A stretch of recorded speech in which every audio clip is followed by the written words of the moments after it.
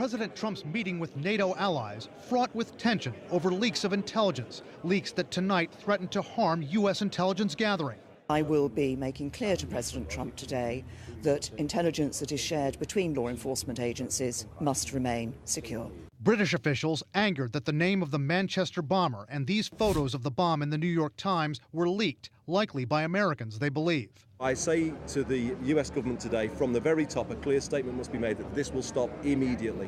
Britain briefly suspended intelligence sharing with the U.S., at least on this Manchester investigation. Intelligence experts warned that any such disruptions could come at a cost. When you turn off the flow of information among cooperating partners like this, you do run a risk that some piece of information that could have stopped another attack won't get through.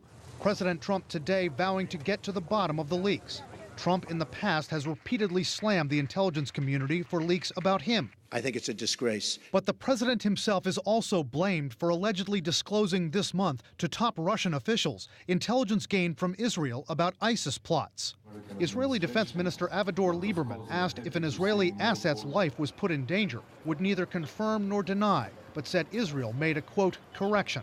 What do you think he meant? We took the measures needed, small measures to defend whatever asset it was. But the Israelis are now going to be very concerned about whatever assets they have, and they're going to think twice about how exactly they share it.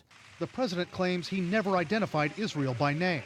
Just so you understand, I never mentioned the word or the name Israel. President Trump is also under fire for allegedly divulging to the president of the Philippines something that is usually kept secret, that 2 U.S. nuclear submarines were near the Korean Peninsula, according to a Philippines government transcript of the conversation leaked to The Intercept this week. Someone has got to get to President Trump and let him know that he can't just say whatever comes into his head when he's talking to another government. He can't tell them where our nuclear submarines are. He can't tell our #1 adversary where Israeli spies are. Has the U.S. endangered intelligence cooperation with its 2 closest allies in just a couple of weeks? You just never know what little detail's important to a U.S. investigator or what little detail might dovetail with a U.S. investigation that the Brits don't necessarily know about, for example. And that may not be shared now.